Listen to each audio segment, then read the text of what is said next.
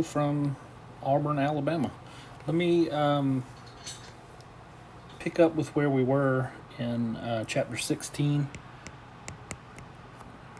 So we had just left off on talking about the Diels-Alder reaction in class on Friday. So we talked about that being, at the most basic level, a reaction between a diene system plus some material called a dienophile. And this is a thermal process where all you need is a little bit of heat for this reaction to happen. And what we will see when those two things come together is that the pi system of the diene will interact with the dienophile in this way.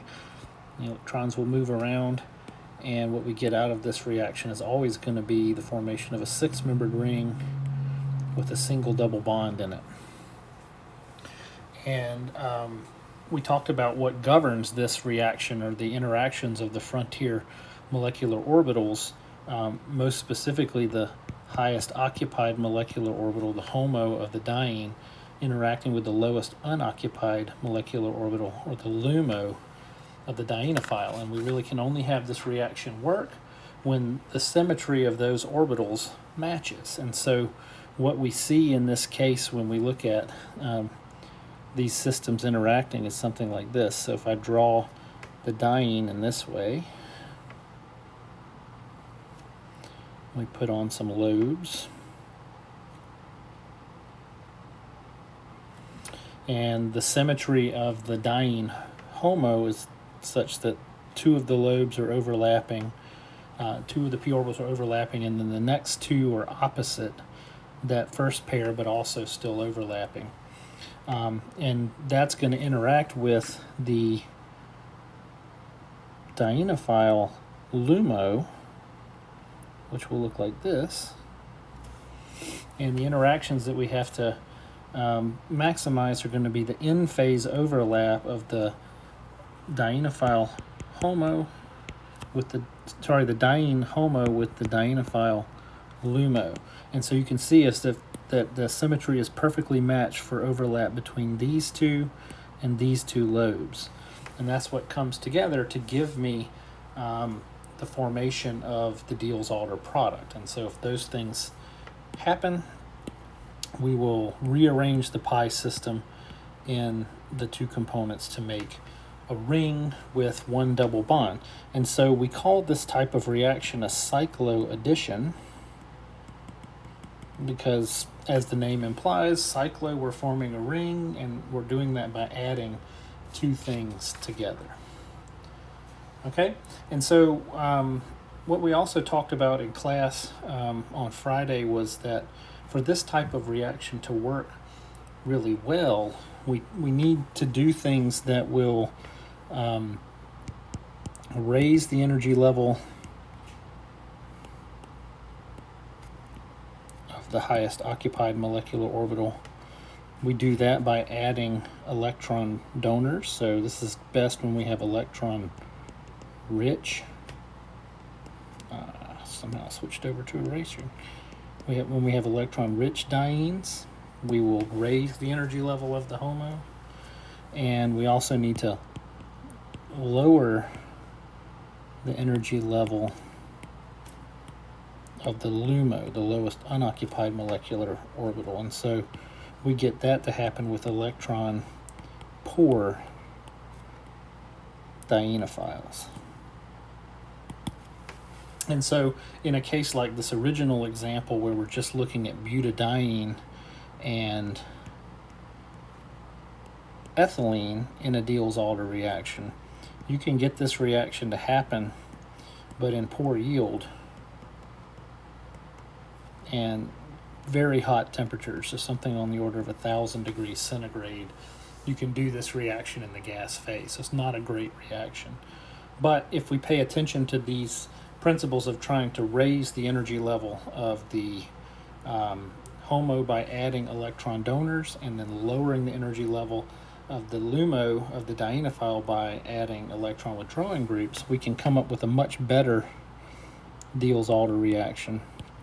So if I, as we talked about in class on Friday, take a diene like this that has an electron releasing substrate like a methoxy group, that lone pair on the oxygen can pump electron density into the diene, that's going to be much more reactive. And if I pair that with something, say, this cyclic dienophile that has 2 carbonyl groups next to it, in this case now I have 2 pairs that can come together even at room temperature or below to do a cycloaddition. But the reaction looks exactly the same. The double bond from the diene is going to reach out with its pi electrons, add to that carbon of the dienophile. That pi bond in the dienophile will reach back and form the second bond in the ring, and then the pi bond will flop over. So if you follow those arrows that we just drew, the product's going to look like this. Always going to form that 6-membered ring with 1 double bond in it. And then all the other stuff just sort of hangs along for the ride in this type of reaction. Sorry, let me clean this up just a little bit.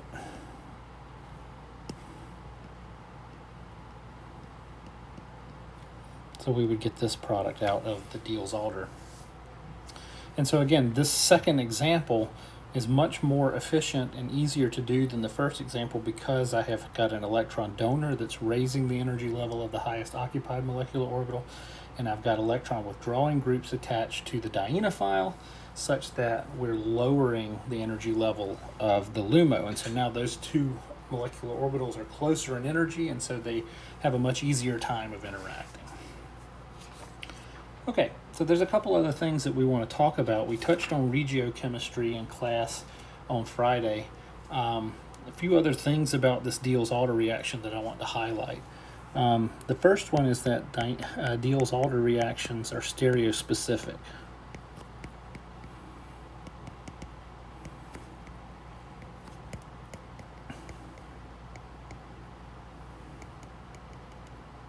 What does that mean? Again, that means that the stereochemistry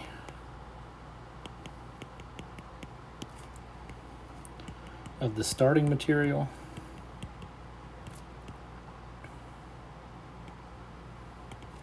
is reflected in the product.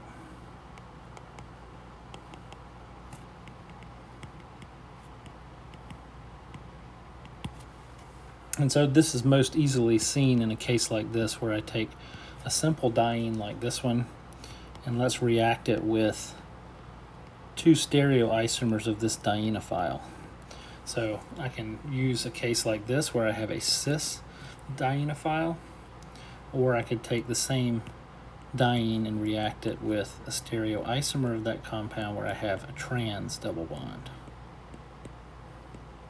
Okay. If I think about these reactions happening, both of these would happen under, again, thermal conditions, so a little bit of heat to make these reactions happen. The reaction arrows that I would draw look exactly the same, right? The diene will reach out with a pi system. Pi system of the dienophile will reach back and form the second bond, and then that double bond will flop over. Same thing regardless of the stereochemistry of the dienophile that I'm using.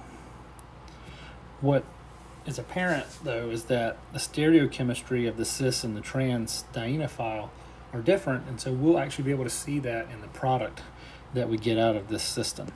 So the first case, if I were to run this reaction with a cis dienophile, I would actually get those 2 carbonyl groups oriented cis to one another on the ring system of the product. Okay, so cis dienophile leads to a cis orientation of the 2 substituents on that ring. If I carry that forward with the second reaction, got trans stereochemistry at the starting material dienophile, and so the product that I would get would also reflect that by having trans stereochemistry at the product junction. So one relatively rare example of a stereospecific reaction that we see in sophomore organic chemistry.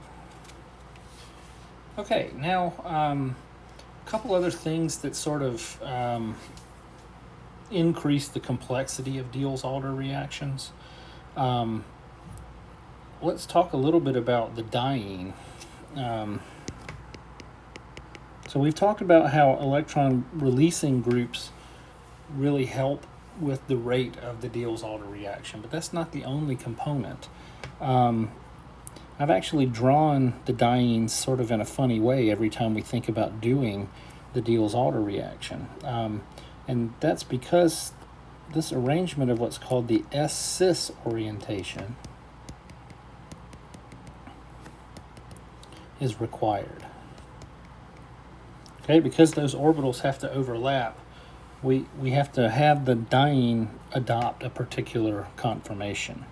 And so I can draw the diene in a couple of different ways. So one way to draw butadiene would be like this, right? Where the two double bonds are facing on opposite sides of that central single bond.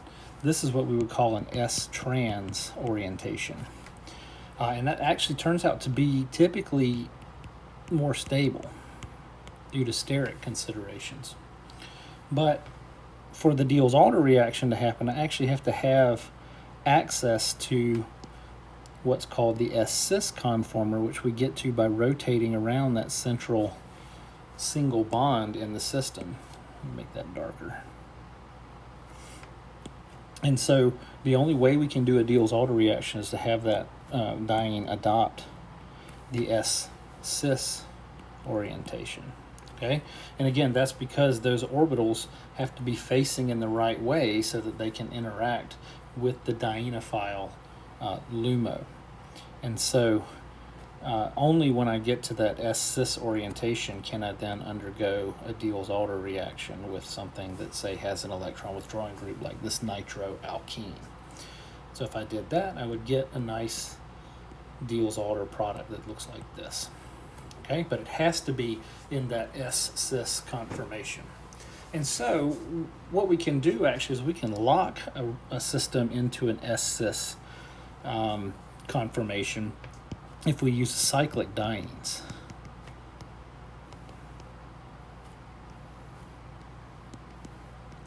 So they give us access to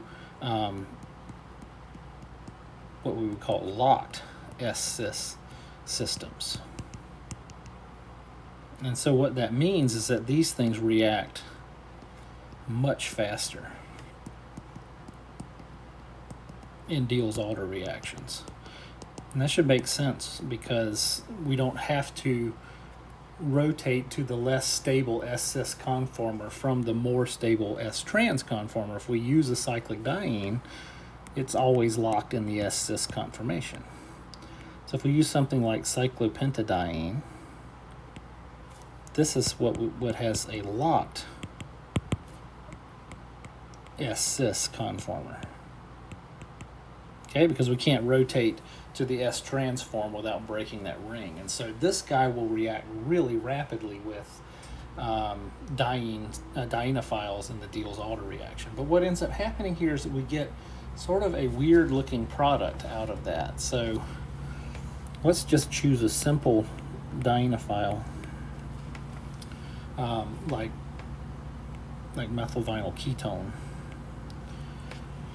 So the same thing will happen as we've been drawing previously. The pi system of the diene will reach out and grab one carbon of the dienophile. That will push the pi bond out back to the other pi bond of the diene, and then that diene double bond will flop back to make the six-membered ring. But I'm sure everyone is noticing that part of the complication here is I got this methyl group, this CH2 group right in the way, this methylene group, sorry. So it's in the way. So there's a couple of ways that we can think about drawing this product. I can draw a completely flat six-membered ring. Remember, we're always going to make that six-membered ring with one double bond in it. And remember that these bonds that I'll highlight in green are the ones that we're forming from the Diels-Alder reaction, right? And so everything to the right of that are the two carbons that were coming from the dienophile. So up here I would add on my ketone, but I've still got to deal with this carbon that's in between the two carbons of the dienophile. So let's actually number things. That might clear things up a little bit. So if I number these diene carbons 1, 2, 3, and 4, and then number the dienophile carbons 5 and 6, I should just be able to relabel those in the product and then decorate things as I see fit. So here's carbon 1, carbon 2, carbon 3, and carbon 4. My arrow here is actually showing me that the double bond in the product, 6-membered ring, is going to be formed between carbon 2 and 3. And so that's already there in the product. That's great. The 2 green bonds are what I'm forming between carbons 4 and carbons 4 and 5 and carbons 1 and 6. If I look at my dienophile, carbon 6 has this C double bond O on it. So this is carbon 6, and then down here is carbon 5. Okay? So the only thing I'm missing in this final product is that carbon that's tying carbon 1 and carbon 4 together in the diene. So I can put that guy in between. So I can say, well, let's just wedge it in here. So I could draw the system like that, which is an okay way to draw it, but the way we'll typically draw it in organic chemistry is actually to draw this flat structure in a 3-dimensional orientation. So what this type of system is, this is what we call a bicyclic system. Bicyclic because we have 2 rings here instead of just 1. But in this case, what we have is we've got a bicyclic system that has a bridging group, which is that CH2. So I can actually redraw this compound like this. So what I'm going to do is take this carbon that's the bridge, and I'm going to actually put it up out of the plane. So I'm going to actually draw my 6-membered ring kind of puckered. So here's my 6-membered ring that's coming from the Diels-Alder reaction. Okay, so I'm drawing that in a puckered way, all right? And I can still label that with our labels. So we're going to still start this. This is carbon 1, 2, 3, 4, 5, and 6. I can still follow those arrows and put my double bond between carbon 2 and 3. So there's my double bond that's formed in the product. I can still add on my carbonyl group that's at carbon 6. And the only thing I have to add in again is going to be that bridging carbon that connects carbon 1 and 4. So let's put that above the pucker, and we'll draw a line from carbon 1 down to carbon 4. So this would be a 3-dimensional representation of that bicyclic system. And that's typically the way you would see it drawn in a chemistry journal, because that more accurately reflects the actual molecular shape of the compound than does the flat structure. But it takes a little bit of time to practice.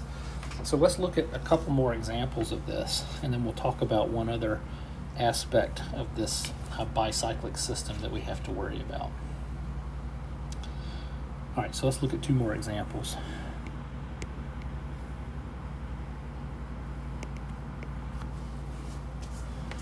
Let's do another one that has, let's do one that has a 6-membered ring, and then we'll do another one that has a 5-membered ring cyclic diene. Okay. And why don't we react those with, I don't know, let's use nitro, a nitroalkene for one, and then let's use,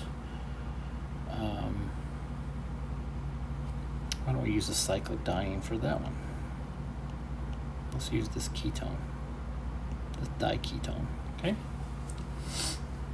All right, so if we're gonna think about the reaction mechanism, it looks the same. Pi bond comes out, attacks that carbon. This one swings back. Let me do that, right? So since I have a bridging system, because I have these 2 carbons that are in front of the diene carbons, I'm going to again draw my 6-membered ring with a little pucker. So let's go ahead and draw in my 6-membered ring like we did last time.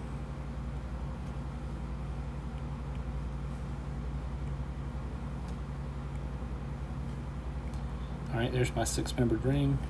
Let's go back and number the diene and dienophile. So here's 1, 2, 3, 4. Those are the 4 carbons of the diene that are going to make the 6-membered ring. And then here's carbon 5 and 6 of the dienophile that are going to make the other 2 carbons of the 6-membered ring. So if I number this in the same way, there's 1, 2, 3, 4, 5, and 6. Okay, so now again, we're just hanging stuff off at this point. So my arrow is telling me that the double bond in the product is going to be between carbon 2 and 3. In fact, it's always between carbon 2 and 3 if you number it this way. The only other things we have to worry about is something that's attached to carbon 6, so we can put in that NO2 group. And then the only other things that are missing are these 2 carbons that I've put with red dots that are bridging carbon 1 and carbon 4. So then I can go ahead and draw them above carbon 1 and carbon 4. And then I'm going to connect the dots. So carbon 1 and carbon 4 are connected by this 2-atom bridge. So that would be the way I would draw this particular bicyclic system that now has 2 6-membered rings instead of 2 5-membered rings, or 5-membered ring and a 6-membered ring. All right, let's look at the next one. Mechanism is the same. So now I really need to carefully number this because I've got a lot going on. So if I want to think about the ring that's formed during the Diels-Alder reaction, those 4 carbons of the diene are going to come together with carbon 5 and 6 here of the dienophile to form my 6-membered ring. Because I have a 1 carbon connecting carbons 1 and 4 in the diene, this is going to be a bridge system. So I need to go back and draw my 6-membered ring with a pucker. So let's go ahead and draw that first, and then we'll worry about what happens next. All right, so there's my 6-membered ring. I'm going to go ahead and number that 1 through 6 again. 1, 2, 3, 4, 5, and 6. My double bond always is between carbon 2 and 3, so that's the Diels-Alder product that's formed here. The only difference now is 5 and 6 of the diene are connected within another ring, so let's add a 6-membered ring onto that. And then those neighboring carbons to 5 and 6 have carbonyls, so I would get this product on this half of the reaction. And then I've got that 1 carbon bridge between carbons 1 and carbon 4. So this would be the product that I would draw for that second example of the Diels-Alder reaction. So you can make these products look a little bit more complicated if you add in the use of cyclic dienes. There's one other aspect that complicates the use of cyclic dienes with dienophiles, and that is this rule which is known as the endo rule. So I was a little bit, I left off sort of a little bit of complication when I was doing those examples above. It turns out that there really are 2 possible products when I do this Diels-Alder reaction. And it has to do with the way in which I orient the substituent on the dienophile relative to the bridge of the 6-membered ring that we make. So what the heck am I talking about? Let's see this. All right, here's the mechanism. These will come through, react. Since I've got a bridge system, I'm going to again make a pucker in my rings. And hopefully you guys are seeing this type of thing first pretty easily now. So there's the 6-membered ring that I formed, and then I've got that 1 carbon bridge above that pucker. Okay? Now, the problem is I've got 2 different substituents at this carbon. So I've got something pointing up like this in the pseudo-equatorial position, and then I've got something that points straight down in what we call the pseudo-axial position. And so it depends on how I choose to draw the 2 things on this carbon of the dienophile. So if I could choose to say put this carbonyl group on the top carbon, and that would force the hydrogen here on the bottom carbon. Okay? Or I could draw it just a hair different. I could actually put that hydrogen up, and I could put the ketone down. Right? And these actually have 2 different names. So when the carbonyl, when the substituent of the dienophile is on the same side as the bridge group, this is what we call an exo product. And what we call the bottom one is an endo product. And what the endo rule tells us is that endo products are typically favored.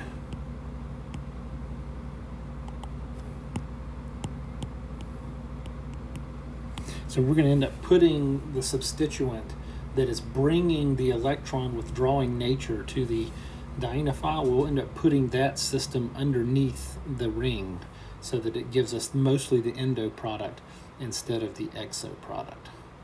And so how do these things come about? It has to do with the orientation of the double bond relative to the the diene approaching. So let's look at that. So I'm going to draw the diene in a little bit of a funny way. So here's the diene, and the way that we're getting this Diels-Alder product is that dienophile is coming underneath that, and there are two ways that I could orient this system. I could poke out the carbonyl away from the diene, and I could poke the hydrogen back, and so then the interactions that we're seeing when this happens is this carbon and this carbon are coming together to form the product, right? But now that diene is sitting on top of the dienophile, and if it comes together in this way, what that's going to give me is the exo product. So I would get this material.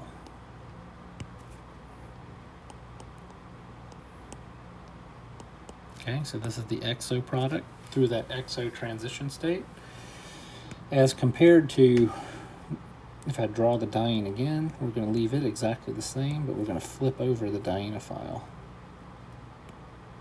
Where now the hydrogen's here, and then that carbonyl is kind of stuck up underneath the dienophile as it comes in. Sorry, as the diene comes in. So these would come down in this way. And so what this will give me is the endo product. And so what I just told you, the endo rule tells us that we end up getting more of the endo product than the exo product.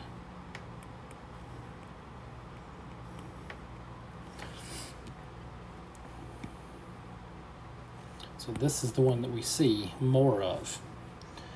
And so the reason for this is what's called secondary orbital overlap.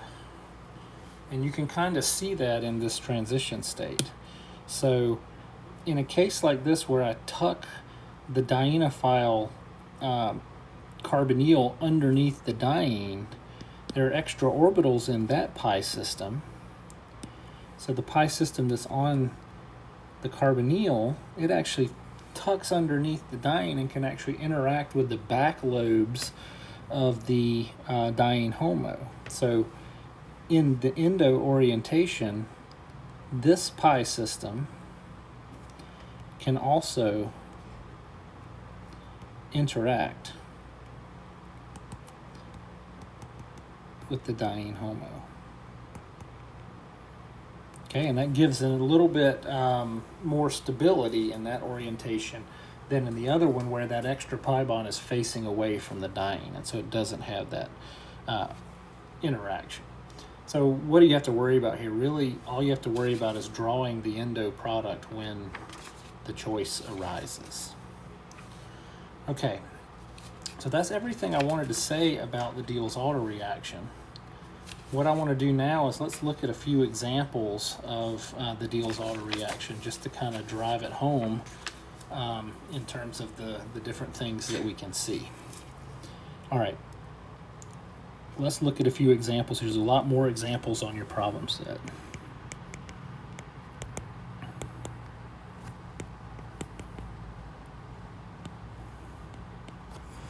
All right. So we'll start out with some easy ones, and then we'll sort of increase in complexity. All right, so this is a pretty simple one. Really, the only thing I have to recognize is that in this case, I do have some stereochemistry in the dienophile, so I will have to reflect that in the product. So I'm going to trace out these arrows in this way. Here's my 6-membered ring with the double bonds in it.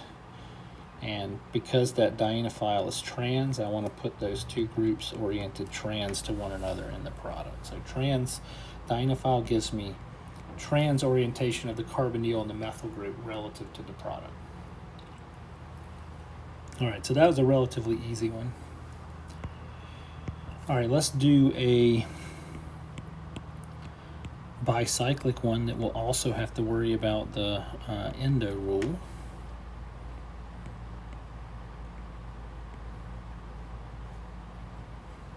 And we'll add in some stereochemistry, actually. Actually, let me change that one. Let's make that a trans double bond. All right, so if I'm going to draw out the mechanism for how this happens, these pi bonds are going to come out. Shoot. Those pi bonds are going to come out and form a new bond at that carbon, and then this pi bond is going to come back and hit that carbon. Flip these over.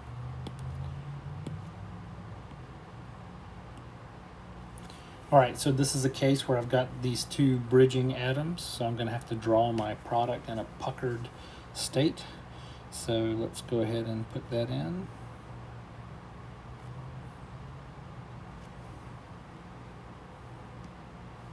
So there's my puckered 6-membered ring with the double bond in it. I can go ahead and add on those two carbons of the bridge. And then if I'm going to think about the endo rule, I want to put the nitro group, which is the part that's giving me the electron withdrawing nature of this dienophile. I'm going to put that in the endo position.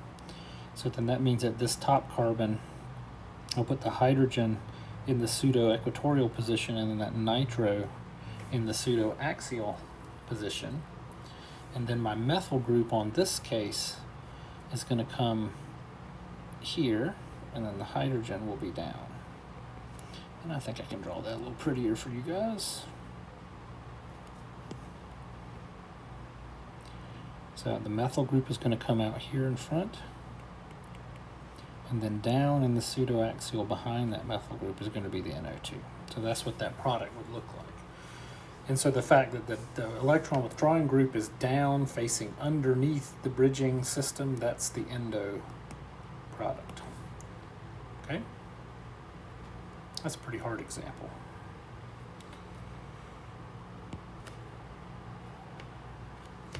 Let's have a look at this system.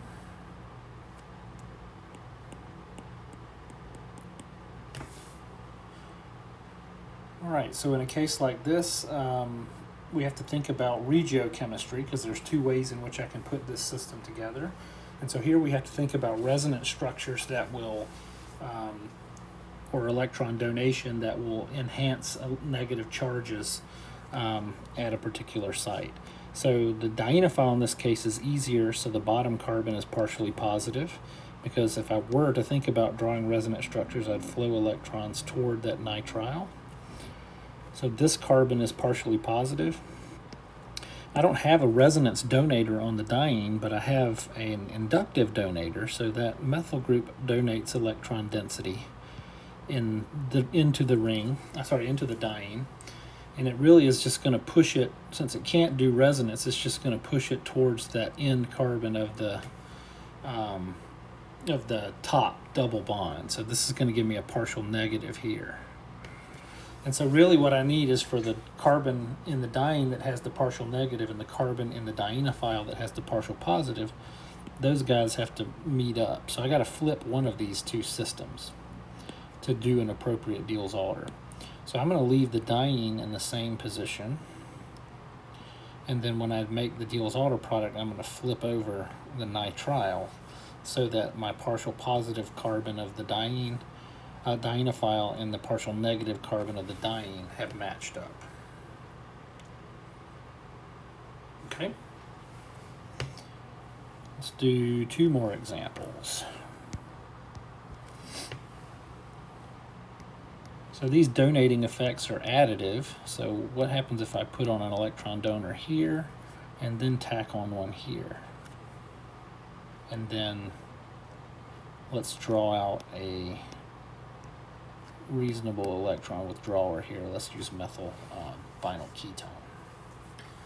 So the methyl vinyl ketone is an easy one in that the bottom carbon here, the top carbon of the dienophile is partially positive, right? Because I would flow electrons toward that carbonyl. If I were to think about using these lone pairs on the ether to pump in electron density, I would come up with electrons flowing in this way to enhance a negative charge at this carbon. And then I've got also this inductive donator at the methyl group pumping electron density through the single bonds towards that same position. So I'm actually doubly negative that place. So in this case, I'm actually going to draw the Diels-Alder exactly how it's oriented, where these things will come together in that exact regiochemistry as I drew it, because those donating effects are additive, and it just so happens that I drew my starting material dienophile in the right orientation. So I would get only this regiochemistry out of that particular example.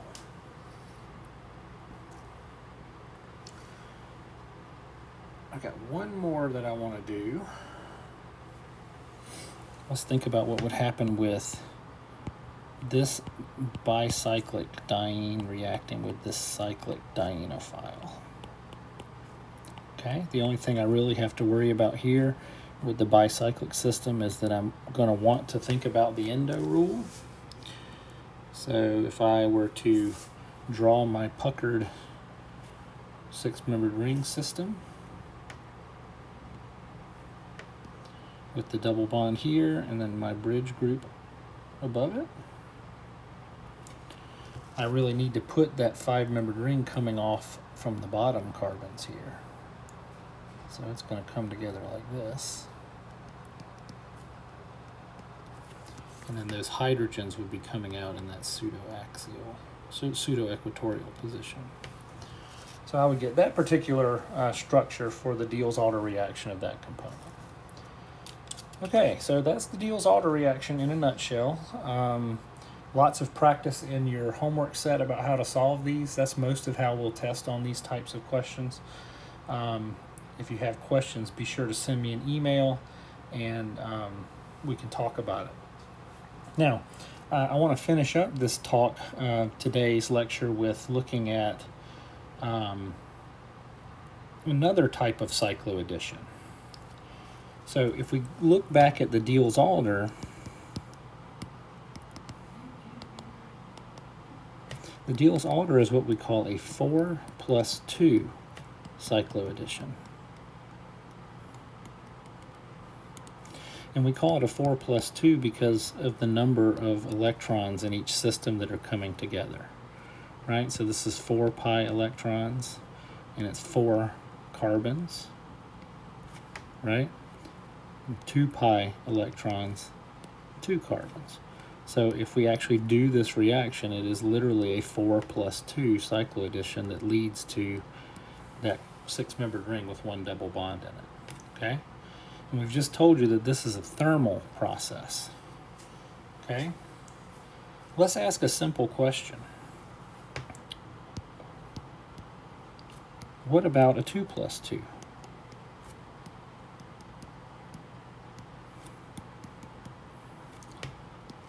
What about a 2+2 cycloaddition? So that's simple enough to draw, right? I could have these two guys. This would be 2 pi electrons, 2 pi electrons, 2 carbons, and 2 carbons. I could draw it in the same way, right? And so what would that give me? That would make a cyclobutane ring, if you follow those arrows. And you might think, well, why couldn't I do this with just a little bit of heat? Well, it turns out you can't. And the reason for that is this is thermally disallowed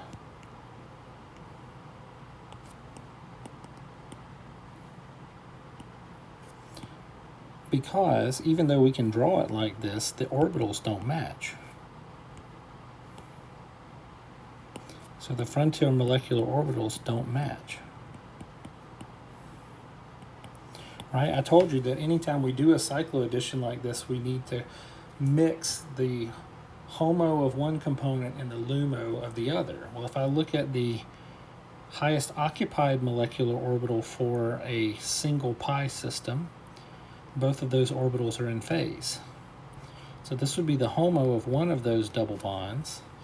But the problem is if I try to mix that with the LUMO of another one, you'll quickly see that I can pair one lobe of the orbitals in symmetry very well, but I can't here. This doesn't match. Okay, so I don't have effective overlap here. So we actually cannot do a thermal cycloaddition in a 2+2 manner. But it actually turns out that we can do these with light. So unlike 4+2 cycloadditions, 2+2 cycloadditions, I can't write today. So 2+2 cycloadditions are symmetry allowed.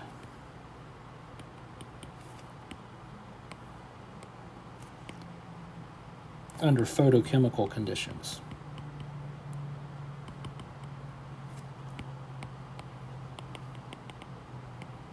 Okay, so it turns out if I take those two double bonds and instead of using a thermal process, if I shine light on them, I will actually get a nice yield of this cyclobutane, forming, because this is a symmetry allowed process so long as I use light. Now remember what happens when we use light, we actually promote an electron from the ground state HOMO to the excited state HOMO, right? So if I think about the two orbitals of ethylene, so the ground state is going to have in-phase overlap. The second orbital has mismatched ones. So if I look at the ground state configuration of this, this is the HOMO and this is the LUMO, right? But if I take that ground state system and I hit it with light, what I will do is I will actually convince one of these electrons to jump up into the higher energy orbital. And notably what happens in that case is I flip the symmetry of the new HOMO.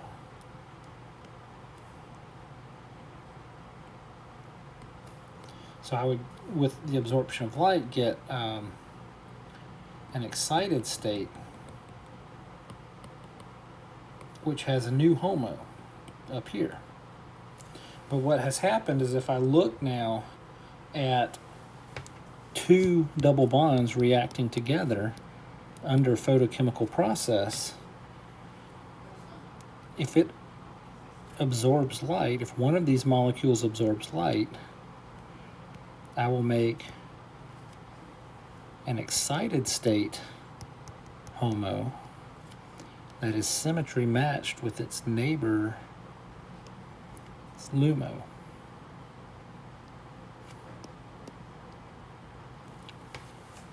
So the excited state HOMO of one will interact with the ground state LUMO of the other, and you can see that now I have perfect symmetry match to form a product. So the conclusion here is that we can make these orbitals match to do cycloadditions under thermal or photochemical conditions, but one or the other. It just depends on the nature of the particular system that we're looking at. Okay, so let's look at just a few examples of 2+2 cycloadditions, and then we will we'll finish this up.